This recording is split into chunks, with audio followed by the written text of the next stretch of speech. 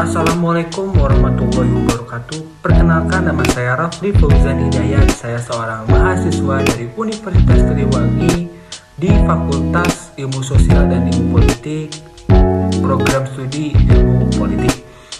Jadi di sini saya akan memenuhi tugas akhir semester saya yang diberikan oleh Bapak Hendra Gunawan selaku dosen pengampu dari mata kuliah beliau di politik.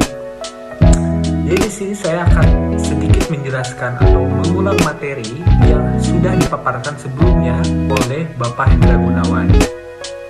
Nah, di sini saya mengambil materi yaitu mengenai legitimasi dan demokrasi. Langsung saja kepada pemaparan materinya.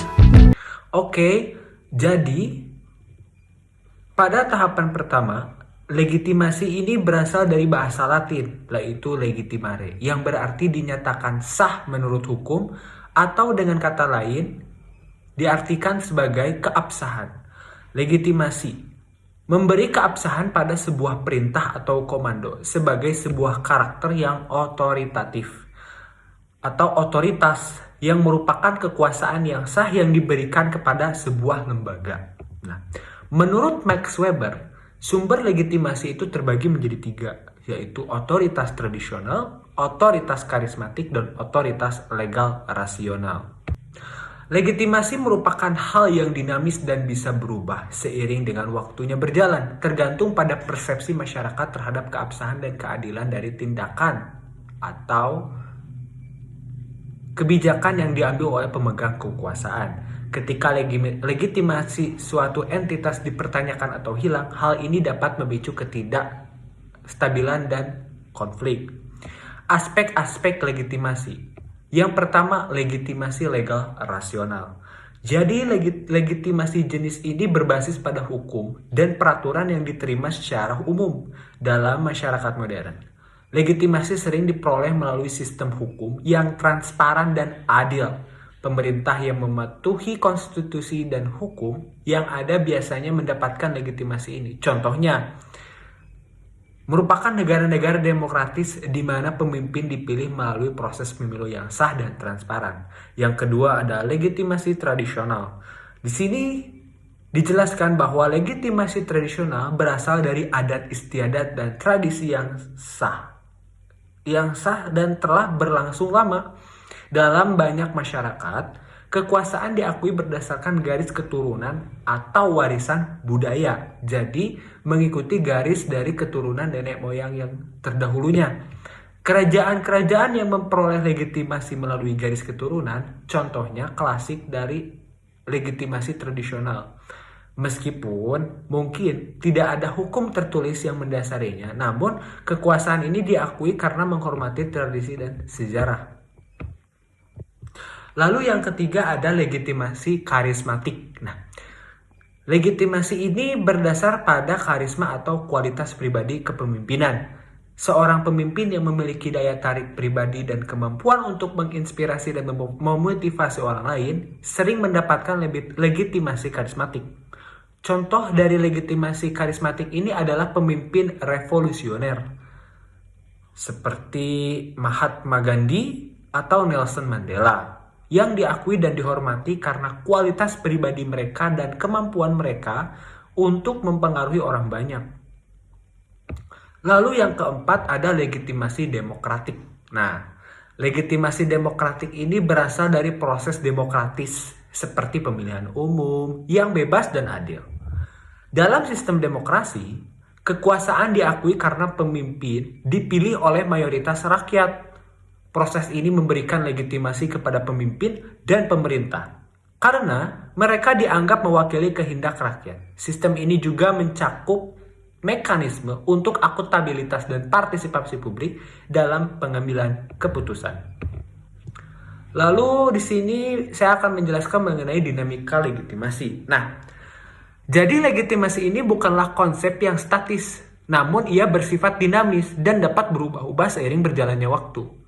Perubahan dalam persepsi masyarakat terhadap keabsahan dan keadilan dan tindakan atau kebijakan yang diambil oleh pemegang kekuasaan dapat mempengaruhi sebuah legitimasi.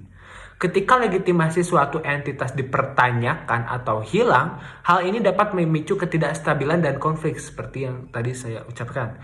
Misalnya, pemerintahan yang korup atau tidak responsif terhadap kebutuhan masyarakatnya bisa kehilangan legitimasi, yang ada gilirannya dapat mengarah pada protes, pemberontakan, atau bahkan revolusi. Lalu di sini saya akan membahas mengenai krisis legitimasi. Jadi krisis legitimasi ini terjadi ketika masyarakat secara luas menolak pengakuan terhadap otoritas suatu entitas. Hal ini bisa disebabkan oleh berbagai faktor seperti kebijakan yang tidak populer, korupsi, penyalahgunaan, kekuasaan, atau ketidakmampuan dalam memenuhi kebutuhan rakyat. Jadi, krisis legitimasi ini bisa berakibat serius, termasuk ketidakstabilan politik, kekacauan sosial, dan perubahan rezim. Nah, gimana sih cara mengelola rezim? Nah, di sini saya akan bahas mengenai pengelolaan legitimasi itu sendiri. Jadi, pemerintah dan organisasi harus secara aktif mengelola legitimasi mereka dengan memastikan bahwa tindakan dan kebijakan mereka sesuai dengan nilai-nilai dan norma dan harapan masyarakat secara luas. Transparansi, akuntabilitas, dan partisipasi publik dalam proses pengambilan keputusan adalah beberapa cara untuk mempertahankan dan meningkatkan legitimasi. Secara keseluruhan, legitimasi merupakan elemen kunci dalam mempertahankan stabilitas dan efektivitas suatu sistem politik atau sosial. Tanpa legitimasi, kekuasaan cenderung menjadi rapuh dan rentan terhadap tantangan konflik. Jadi saya bisa simpulkan bahwa legitimasi ini merupakan elemen mendasar yang menentukan penerimaan dan penegakan suatu entitas seperti pemerintah, organisasi, atau individu sebagai sah dan berhak menjalankan kekuasaannya. Legitimasi memberikan dasar moral dan hukum bagi kekuasaan sehingga diakui dan dihormati oleh masyarakat yang diaturnya. Ada berbagai bentuk legitimasi termasuk legal, rasional, tradisional, karismatik, dan demokratik masing-masing dengan basis dan mekanisme yang berbeda. Legitimasi ini bersifat dinamis dan dapat berubah sesuai dengan persepsi masyarakat terhadap keabsahan dan keadilan dan tindakan atau kebijakan yang diambil oleh pemegang kekuasaan. Krisis legitimasi dapat terjadi ketika masyarakat menolak pengakuan terhadap otoritas atau suatu entitas yang dapat mengakibatkan ketidakstabilan politik dan sosial. Oleh karena itu penting bagi pemerintah dan organisasi untuk mengelola legitimasi mereka melalui pemerintahan yang transparan, akuntabilitas, dan partisipasi publik dalam proses pengambilan keputusan. Secara keseluruhan, legitimasi adalah kunci dalam mempertahankan stabilitas dan efektivitas suatu sistem politik atau sosial. Tanpa legitimasi, kekuasaan menjadi rapuh dan rentan terhadap tantangan dan konflik yang dapat mengganggu harmoni dan kemajuan masyarakat. Sekian pemaparan materi yang dapat saya sampaikan, kurang lebih saya mohon maaf.